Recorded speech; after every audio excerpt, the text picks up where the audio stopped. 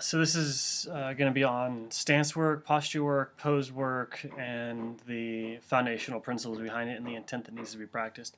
And stance and posture work is some of the absolutely most important work that anybody can be doing, and it's often overlooked because it's largely not moving. So, but it's a difficult position is basically what it is. So it's the same as meditation. Meditation is you're usually trying to sit in a position to where the only difficulty comes from like sitting still, and there should be no physical taxation from like sitting there in that posture. And even if there is physical taxation, it's it's relatively easy to get in good enough shape to meditate for extended periods of time for like 45 minutes or so. And by sitting and not moving for 45 minutes, over time you start to become more and more in resonance and more in ease with that position of not moving, right? So from it, meditation helps you become at ease and effortless at not moving, and so that's great. So after we get that going, which is also foundationally insanely important and often overlooked, we move from that into stance and posture work.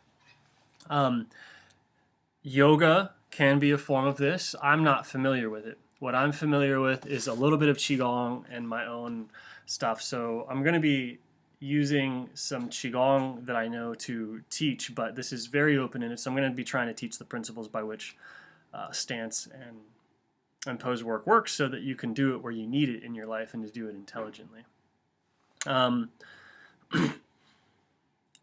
So if you understand the flux field metabolism, you know that you can start harvesting a ton of energy. A lot of metabolic energy can be gained from learning how to become in resonance with a certain position.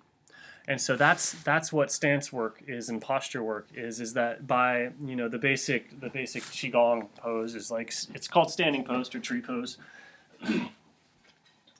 And there's a lot of subtle nuance that I'll go into in a different video, but it basically sort of primarily looks something like this, and you're either holding a ball or sitting on a ball, and then you could be, maybe pushing two mountains apart, would be something like this, or the basic ones, or holding heaven, bridging heaven and earth, or something like that. I don't know what it's called.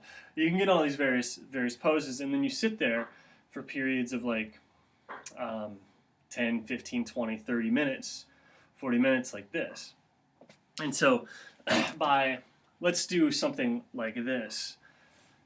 The position that you get into for that 40 minutes that you work into, you're sitting there and you're like actually just the whole time relaxing. So after like 2 or 3 minutes of this, for most people, huge burn up in here. If you're doing it in a deep squat, like sort of doing fire squatting, then you could be potentially down here, and in this position for even 5 minutes, it starts to suck.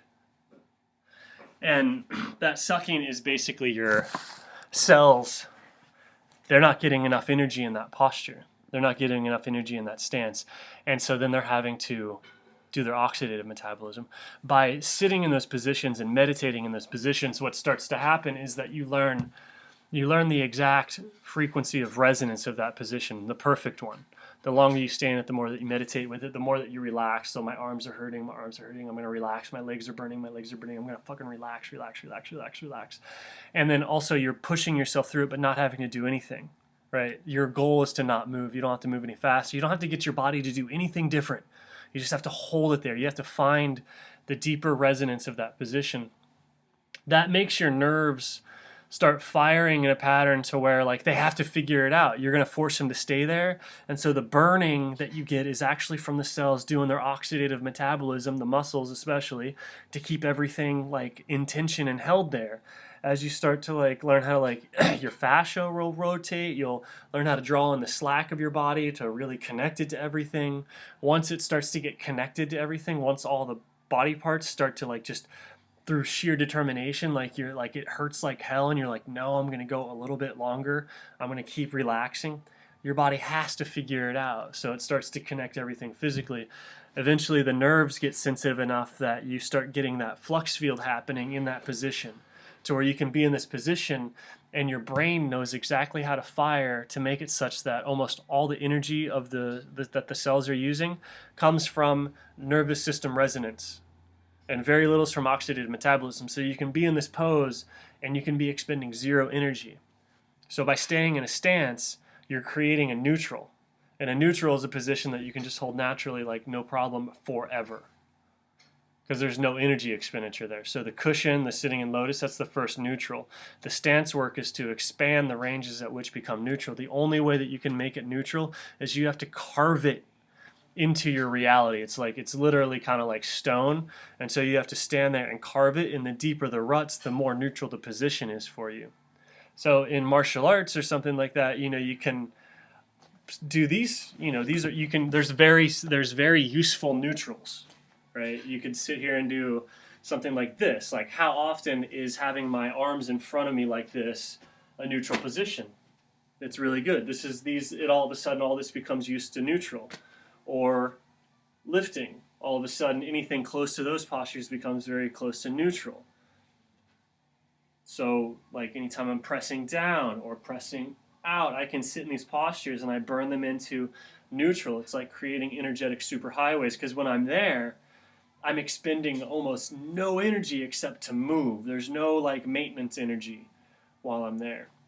And when I'm there, that means that all of my energy can be devoted to moving any direction that I want, and there's no internal struggle or anything else like that. So you burn specific stances in and you get a bunch of series of neutrals. So the basic ones would be, like, if you wanted to get this very pragmatically, awesome neutral, awesome neutral, awesome neutral, awesome neutral, like wherever you think you might need neutral.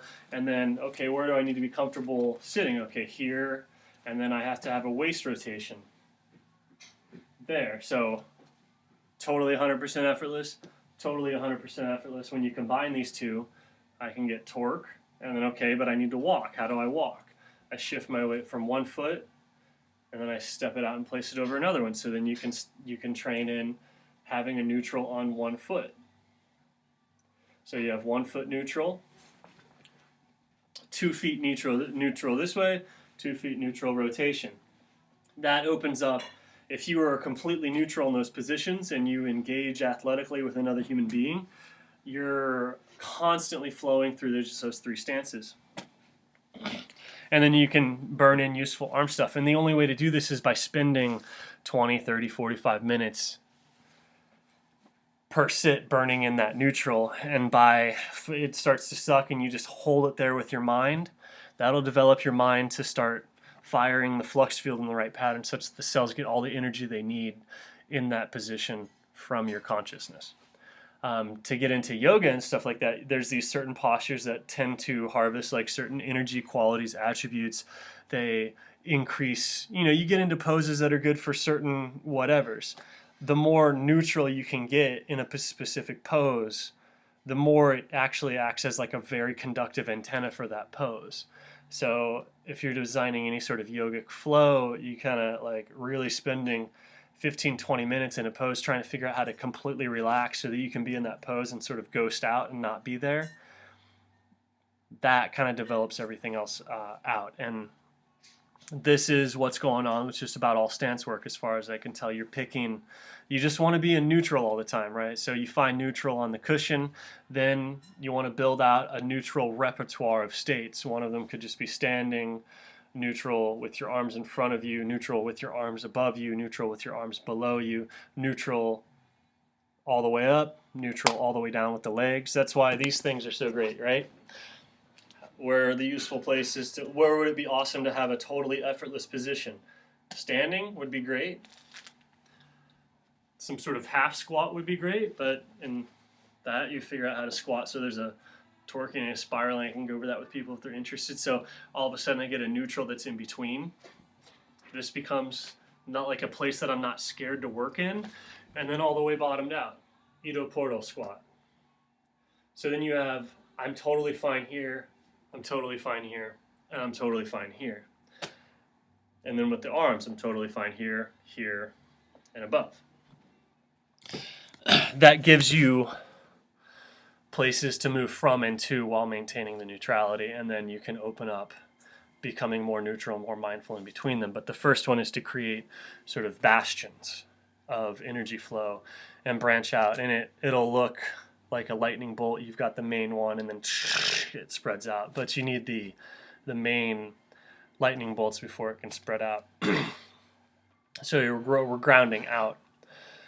You find the neutral, and then the neutral spreads out into reality like electricity. So at any point when you're spreading out, you have to make precise precision cuts and holes in it, which eventually you want all of this to be neutral to establish a neutral sort of beachhead.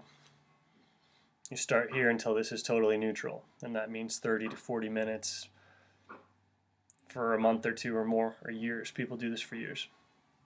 Neutral. So it's an incredibly important practice if you're interested in developing abilities that most humans do not have. I would say it's foundational, essential, and it cannot be skipped. And if it was skipped, it needs to go back and be worked on as much as anything else is ever worked on, because it's the ground that's being stood on. So you can't, if the ground is not effortless, then you can't go beyond. So you have to make what used to require effort effortless. That means finding that neutral in different stances. So that's what I mean when I say stance, pose, posture work. And so that's everything from Qigong to all the different yoga poses. And so you can find yoga poses that you think have helpful psychological benefits to you, and then find the neutral in those poses. That'll open up certain things. So that's how to decide, and different, if you want to develop, if you feel like you have a hard time changing height, elevation, or you're scared or whatever, then you can come up with your own yoga. Like, what's the gesture of being comfortable down here? Like, what's the psychological gesture of that? What's the psychological gesture of being comfortable like this? What's the psychological gesture of being comfortable in a handstand?